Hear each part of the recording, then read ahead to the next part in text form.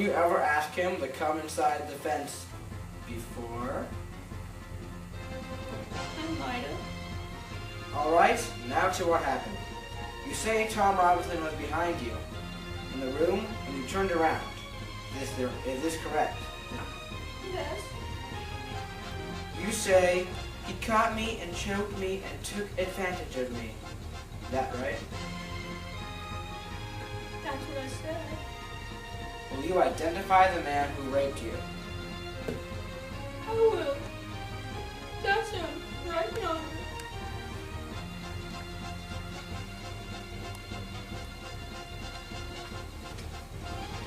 Tom, stand up. Miss Mayla, have a good long look at you. Scout, look at his arm. He's crippled. Is this the man who raped you?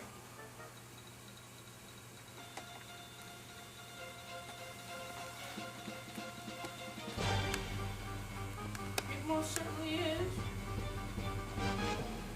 How? I don't know how he done it, but he done it. Okay. He blacked your left eye with his right fist. I ducked and it plant. That's what it did. Who beat you up? Tom Robinson or your father? I'm not gonna say no more.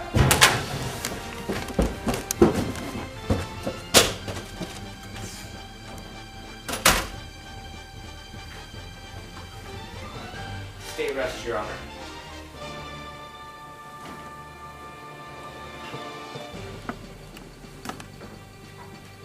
Shall we wrap this up this afternoon? How got it? Yes, I think we can. How many witnesses do you got? Just one. Well, call him. Will Tom Robinson take the stand?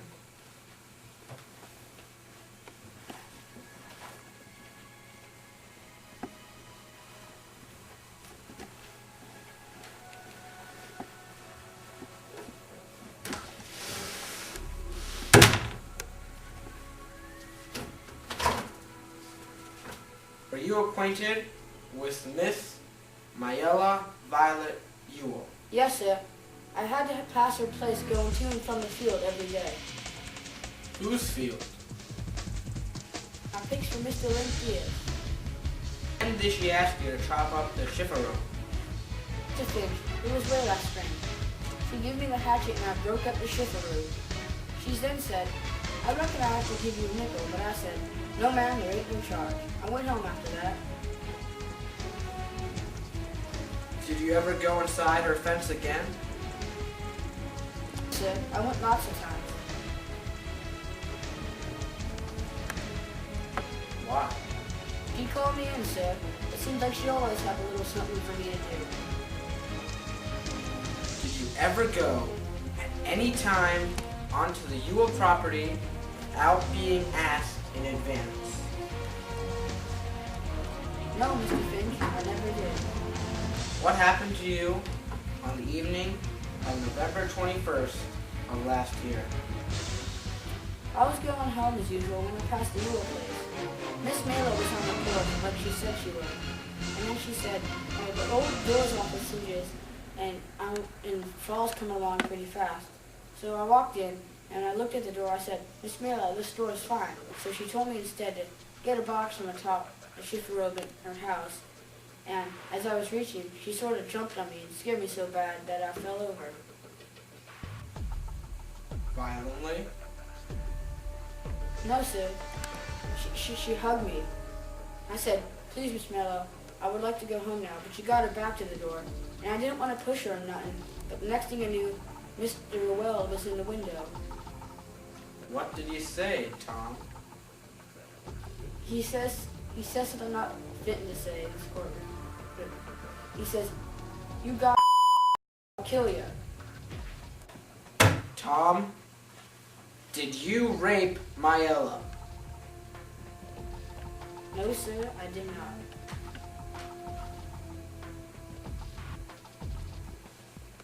Go ahead, Mr. Gilmer.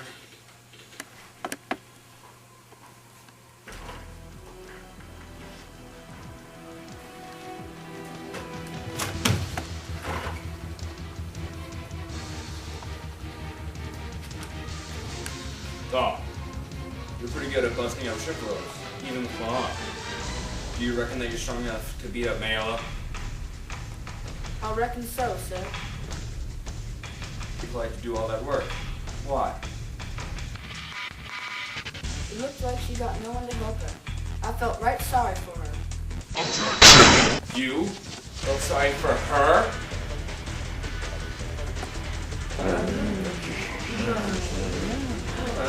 Boy.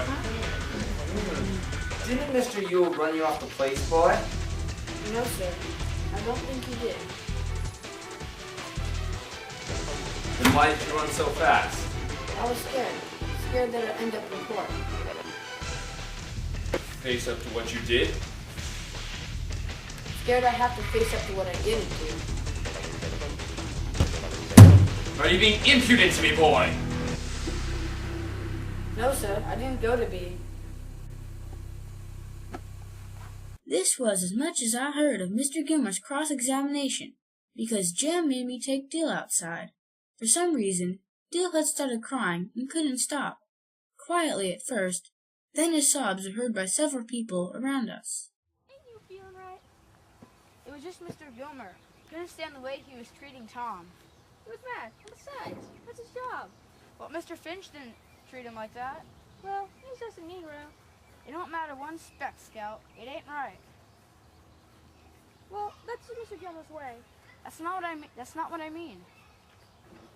I know what you mean, boy. It makes you sick, don't it? Come around here, I got something mighty settling for you. Dale, you watch out now.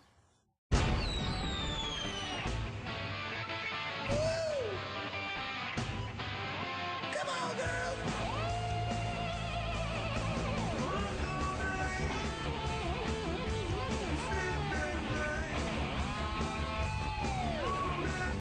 Scout, I need nothing but Coca-Cola. Now, no, don't you boys go telling on me now. I want people to think I'm drunk, so I have a reason for the way I live, because I think it's not fair.